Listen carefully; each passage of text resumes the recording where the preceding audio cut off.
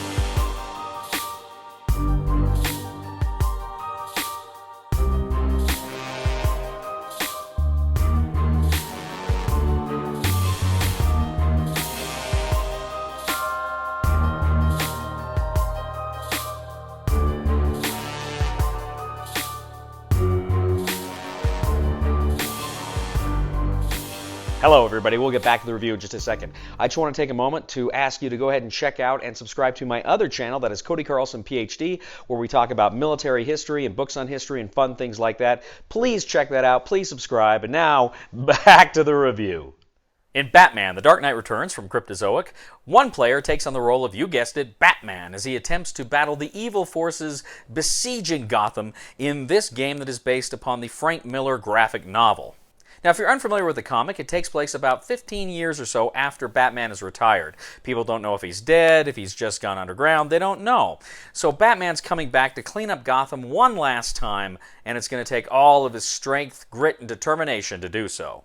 Now, this is a solitaire game, and it plays out over 4 books. There were 4 books in the comic book, and there are 4 books here in the game. Essentially, in the first book, you're trying to find Two-Face. In the second book, you're taking on a gang leader, leading a gang called the Mutants. In the third book, you're after Joker and trying to stop his diabolical plot. And finally, in the last book, you've got to take on that big baddie himself, the ultimate supervillain, Superman. And the game board is a map of Gotham. You have 3 regions, kind of the uptown, midtown, and downtown. And each of the regions are divided into 2 or 3 districts of different colors. Now, each of the locations within the districts have 3 spaces. And these spaces each have unique actions that Batman can take. The board also has kind of Batman's health tracker. He's got 3 kinds of health and 3 tracks he can take damage on: his health, his sanity, and his grit. There's also a doomsday clock in the top left that's going to track the impending apocalypse if Batman isn't careful. The board also has Wayne Manor, which is connected to all 3 of the regions via bridges. And then there are spots along the board for various cards that you're going to place and use during the game.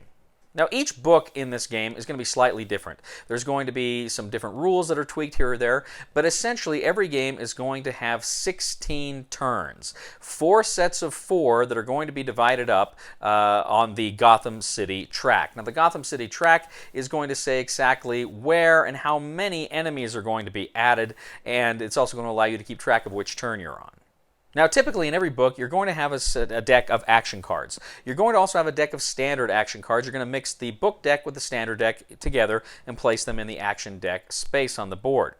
Then you're going to draw 12 of them. You're going to draw 12, and then you're going to play out 3 at a time in front of you. Now, these cards have an action Batman can take on top, either a detective action or a fight action, and more on that later. But at the bottom of the card, it will have an event. What you're going to do is you're going to pick 2 of those you're going to keep and 1 of those that's going to go into the event deck. So you're going to separate these cards 4 times, so you have 4 cards in the event deck. Then what you're going to do is any of the detective cards that you decided to keep go into your hand, and you have an unlimited hand size throughout the game. Or if it's a fight card, you actually put it in the fight deck, and once you're finished separating all those cards, you shuffle the event card deck that you've created of 4 cards, and you shuffle the fight deck of how many fight cards you have put in there. Next, every book you're going to have a certain number of villains that are going to come out. Now, your villains in this game, or adversaries, are the mutant gang members, the police, and the press. So you're going to write that number at the top of the GCPD track. So in the first book, I believe it's 7. What you're going to do then is over the course of the next 4 turns, you're going to break down the number 7. So you could have, 2, 2, 2, and 1. Or you could have 3, 1, 1, 2. Any way you want to put that. You're going to break that down, and that's going to tell you kind of where they're going to come. Next, you go to the Batman turns. You reveal an event card. So you look at that event card and you do whatever it says. It may tell you to put out more specific villains in specific spaces. It may say Batman needs to do certain things. It may prevent him from doing certain things that turn. It may tell him to advance the doomsday clock. Or it may say certain areas are off limits. It may have all certain things. It could even say you need to destroy areas, locations, spots on the board. Next, Batman moves. Now, when Batman moves, he can move pretty much anywhere in his district, but as soon as he moves into a different district, a different color on the board, he has to stop immediately unless he has a card that can allow him to move further. Now, when he lands, if there is an adversary in that space, he must land on them. If it's cops or if it's mutants, he has the option to fight. If it's the press, he just has to sneak to the side. But if he lands on one of these mutants or the cops, he can engage in combat with them. More on that later. Now, if Batman is successful in defeating that villain, he can go ahead, remove it from the board, and any other villains that were adjacent that joined in the fight, he can remove them from the board, and then he can go ahead and use the action space beneath him. Now, as I say, each space has 3 action spaces. So all of the adversaries, the villains, are these kind of little, pieces of a pie, 1/3 the piece of a pie, and Batman and his allies, they all have their space, or 1/3 of that piece of that pie too, so they go ahead and they fit there. So Batman defeats the villain, he can go ahead and use the action space. And the action space can be things like remove a mutant from somewhere on the board, or a press, or a cop, or gain a health, or gain a grit, or a sanity, or move the Doomsday Tracker back 1 space. There's all sorts of different kind of basic actions that you can take on those specific places. And over the course of the board, they can even be enhanced and doubled. After Batman has taken his actions, you're going to look at the GCPD track. By this point, you will have revealed where the adversaries are going to come, and you must place that many adversaries in a specific region. So if you'd written 3 in the box, in the flame, and they're in Uptown, you have to place 3 of the mutants in Uptown. Next, you advance the turn tracker 1 more space. Now, at the end of 4 turns, you have ended the round. There's a few things you have to do. If ever any of the spaces on the board are completely taken up with adversaries, again, press, mutants, or cops, and the location is completely covered, you replace those units, you take those units off the board, and you replace them with a riot. There is now a riot there that may affect things that happen around it, and it makes it a little more difficult for Batman to move through. Now, because the board is a giant dry erase board, you also have a dry erase marker that allows you to do some fun things here. At this point, you can actually connect 2 locations. There are locations on the board that are not always helpfully connected, but you can go ahead and pick any 2 locations that are close to each other, and using some rules of restrictions, you can nevertheless connect with your marker different spaces on the board to create your own pathways. Finally, you advance the Doomsday Clock by 1. Then you do the whole thing again, you select those action cards, find your event cards, and your detective and fight cards as well. Now, whenever you do have to fight, whether you're fighting one of the adversaries on the board or one of the villains on the board, you're going to go ahead and do certain steps. The first thing you do is you draw the top fight card. Now, again, you don't have to play it immediately. You can add it to your deck. You can play it when you want to play it. Again, you have an unlimited hand size that you have throughout this game. And you're going to carry some cards in your hand over to the next books. Next thing you do is you figure out how many die you're fighting, how many dice you're going to use in this battle. So for instance, if you are on a mutant, but there's mutants that are two mutants that are adjacent to it, you're actually going to roll 3 mutant die. If there are riots, those riots are going to contribute die. And the same thing with cops. Cops also are going to have die. They've got some different die, but they kind of work the same way. Now each book has its own card saying exactly how the symbols on the die work. In some symbols, in some of the books rather, some of the symbols will do one thing and sometimes they'll do another. Initially they may be very hurtful to you and eventually they can become helpful depending on what's going on in the scenario. Now Batman has his own utility belt die pool and he's got his own die. Now his unique die actually have bat wings on them, so there's really only 4 sides to these die.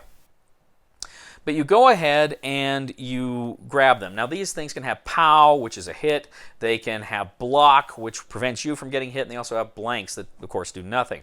Over the course of the game, you can upgrade these die and get better die. And some other kind of special trick die that you can use as well. But whenever you go into combat, you can only grab 3 die. You roll all of your die and all of the enemy's die simultaneously, and then you compare hits to blocks, but there may also be things like flips. You can flip one of your bat die. There may be a re-roll option that you can get with some of the other die. There's all sorts of different things that happen. And of course, if there's any special abilities on the mutant or cop die, or any other die that you're fighting, you have to take those into account as well. One of the things, too, Batman has ram. And a ram is, essentially, if he rolls a ram, he inflicts a damage on the enemy, but he also must take a damage on one of his tracks. For every unblocked POW that the enemy gets, Batman must take a damage on one of his tracks. Now you also have a cooldown card. It's the same for book 1 and 2, and then for book 3 and 4 it's a little different. But essentially, if you roll POWs and rams, anything that scores a hit, you must remove those die from the game and put them on the cooldown. And then you can use any die that didn't come up with those symbols, and then you can grab more die from your utility belt. But if you keep rolling and you don't defeat the opponents and you run out of die, then the combat is over. As long as you can keep rolling die, you can in order to defeat your enemies. Now, for every die that you eliminate from a mutant or a cop, you can actually take one of their tokens off of the board. You have to start with the token you are standing on, but any allies that came to help them, you can also remove those from the board as well. Finally, you return all your die from where you've been rolling them and the cooldown card back to your utility belt. Now, during the course of the game, you're going to meet other enemies. You're going to meet, like I say, Two-Face, the Joker, the Mutant Leader, and Superman, and they all have their own unique die that do their own unique things during the course of the game. You're also going to have allies. You'll have Commissioner Gordon to start with, and he kind of helps you quell riots, and he can get rid of press. You're going to have Robin who shows up, and Robin can remove 2 mutants there. But you can also put Robin on your Batman card. If you have Robin on your Batman card, whenever you go into battle, you not only fight with the Batman die, you can actually bring the Robin die, which can give you a lot of re-rolls and flips and their own POWs. Toward the end of the game, you will have the Green Arrow will be another ally. You can choose to use him as an ally. And if you use Green Arrow as an ally, if he's adjacent to Batman, you can also roll his die with you as well.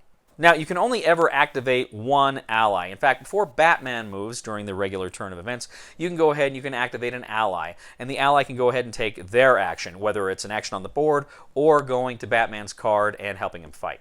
Now, in addition to all that, again, as I say, you have Wayne Manor. If you go to Wayne Manor and activate the action there, you can move up 1 on all of the tracks. There are also access to vehicles there. You know, you have the Batcopter, the Bat-cycle. You have different vehicles that you can bring onto the board. They're for one-time use during that book. You can go ahead and you can use them.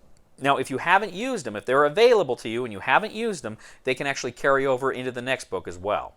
Critically, too, you also have goal cards. These goal cards you set off to the side, and these are kind of like side missions. But what you do is if you fulfill the goal cards, you actually can get some of those more powerful die or some other things that will help you in combat. And even your allies can get cards. For instance, Green Arrow can get a Kryptonite arrow. So when you're battling Superman, if Green Arrow rolls the Kryptonite arrow, one of Superman's die is permanently out of the game. So what you're doing is you're going around, you're playing through these 4 rounds of 4 turns each. You are trying to clean up Gotham. You are trying to meet your objectives, find your enemies, defeat them, and trying to move on to the next book. Once you move on to the next book, you go ahead, you do some basic cleanup, and then you read the rules for the next setup for the next book. Now, you're going to win the game if you can essentially get through the total of 4 books. The rulebook says this isn't a game about winning, it's a game about enduring. Can Batman simply keep going, especially when he's going toe-to-toe with Superman? Can he make this happen? Now, there are several ways, however, that the Dark Knight can lose the game. If any of his damage tracks get down to 0, boom, he's out of there. You lose. If ever you need to place the 12th riot token on the board, the city's out of control, yeah, you lose. If you get your doomsday track all the way to 12, then guess what? Nuclear apocalypse, you lose the game. And then, of course, finally, if you get to the end of the 16 turns and you have not defeated the boss for that book, then you lose.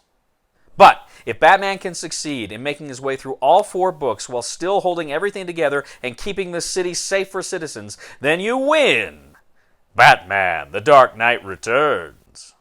So when I was a teenager in the early 90s, I loved the Batman comics. I read them all, and I read Dark Knight Returns. And I thought it was dark, and it was gritty, and it was fun, and it was scary. And frankly, some of the concepts and ideas were over my head. I was like 13, 14. But I really liked it. I really thought it was just fun. I was not a huge fan of the Klaus Janson artwork. He was one of my least favorite Batman artists. And it's funny because now I'm looking at this stuff and I really appreciate it. And I really liked it. And I'm like, wow, I remember just thinking in my head, I always didn't like the artwork. But now actually I do. I think it's pretty cool. So this game, you're playing through it. And again, it is enduring. You're just trying to get through. You're trying to put out fires. In a sense, there's almost a pandemic feel. You're trying to keep the riots at bay. But at the same time, you've got all these other things going on. And you've got this story that's at the heart of this game. Each round, each book has a story card that you're following through. And it follows the Frank Miller graphic novel pretty well.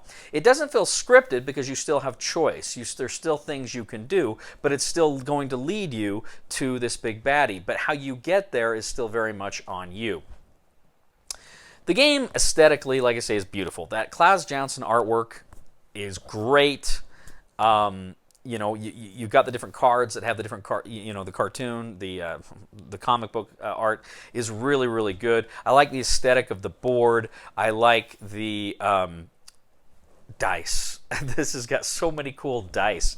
And it's funny because you got this big dice bag with all these different dice. You're like, what does all this do? And then as the game progresses, you see, okay, who uses what dice and how they come into play and what the rules are for the specific dice. So it's a great kind of dice game, but it's never like about the dice, but the dice are there and it's fun and combat's fun. And I've heard some people say they really like playing through the story, and then you get to combat and they feel like it kind of is a brick wall. And I can see where they're coming from. And not that they didn't like the combat, but just that it kind of slowed the story. I totally see where they're coming from. But I really enjoyed this because I enjoyed trying to figure out which dice I wanted. And those Batman dice with the wings, I saw that initially, I'm like, that's kind of gimmicky, but it's really fun to play with. And I really liked that aspect of the game as well. I like the die there. One of my favorite things, kind of component and mechanical wise about this game, though, is I love the fact that the board is a giant dry erase board. I love the fact that you are writing constantly stuff on this board. You're figuring out the numbers for your adversaries on the board, but occasionally you're going to get stuff that says we're going to add an adversary just this turn, or you're going to permanently add adversaries there every round. Or you're going to destroy a location, or you're going to ×2 a location, so you can do 2 actions there for the price of 1. Or you're drawing those pathways throughout the card, or there's just other information you are drawing on the board. I really, really, really like that. And that'd be a fun mechanic to see in more games where you have dry erase. And I realize this is a campaign game and some of the things carry over, but I just think the idea of kind of a game like this, an epic game like this with dry erases, it's a fun, it just works so well here. It's integrated so well with the story and the mechanics. Now, I should point out there is also a versus mode, a 2-player mode to this game. I haven't played that one yet, and I probably will at some point. I'll probably give that a chance here before too long. This game has a big, epic feel to it. An epic feel to it. And what do I mean by that is, you look at the comic book. If you don't want to read the comic book, there's the animated films on HBO. But the story comes here through so well. The story of The Dark Knight Returns is here, and it does it so well. You feel like you're playing the comic book, and it was so fun to kind of relive that. And part of that me was remember being a kid and reading this. And so it's just a fun way to kind of revisit that. But it's also in its own right, it's just a fun story you're playing through, and it's handled so well. Now, one of the big criticisms I've heard about this game is that it's too easy. You've got the 4 books, and it's too easy. I played through all the books, and I got through the game. And of course, getting through the game too, it's about a score. Well, how do you score, right? In some ways, I can see that point. In some ways, I think it is easy. Superman, quite frankly, was easier than I thought he'd be. Because he's got 6 die, and you're looking for ways to kind of whittle down his die. But if he's always coming at you with at least 2. And so it just seemed like while he was tough, he wasn't as tough as I expected him to be. So that it was a little disappointing, But having said that, I've said this so many times on the channel. There are games I play to win and lose, but then there are games I play that are about the story, and it's about the journey. When I play TI4, obviously I'm playing to win, but for me it's so much more about the experience and the journey, right? And the same is true of so many other games that tell great stories. And this game tells a story about as great as any game I've ever played. It just tells a great story. One of the most thematic games I've ever played. And I got to tell you, this is probably one of my all-time favorite solitaire games I've ever played. It was such a fun experience, and it sucked me in. I cannot tell you how much I love this version. Now, the good people at Cryptozoic sent me the Deluxe version. There is also a more standard version, which is, of course, less expensive, which just has this cardboard standees. I think even that'd be fun. But I did like playing with the minis, right? I really got a kick out of that. I thought it worked really well. And I'm not a guy that needs minis to enjoy a game. But here it was just fun seeing Batman on the board. If I was a painter, this is one I would definitely paint. Anyway, I'm rambling. This is a great game. You're absolutely going to love this one. Highly recommend it. Recommendation for the discriminating gamer for Batman: The Dark Knight Returns is buy it. Thank you once again for joining us today on The Discriminating Gamer. As always, we ask you to please leave a comment for us on YouTube, on Board Game Geek, on our Facebook page, or on thediscriminatinggamer.com. We ask you to please like us on Facebook, subscribe to us on YouTube, and follow us on Twitter. I'd also ask you, ladies and gentlemen, to please check out my channel. That is Cody Carlson, PhD, where we talk about military history and books on history and fun things like that. Please check it out. Please subscribe, and please give a thumb to this video on Board Game Geek. That helps us out a lot as well. Ladies and gentlemen, one of those questions I've always wondered, why is it that there is a Batman shampoo but no Conditioner Gordon? Please somebody help me on my feet again, and I don't know where I'm going, and I don't know where I've been. Please somebody help me on the solid ground. It's a long time, and I'll be dying. Once a year I wind up in the band. Join the Superhero Registration Act. Never! Don't do drugs.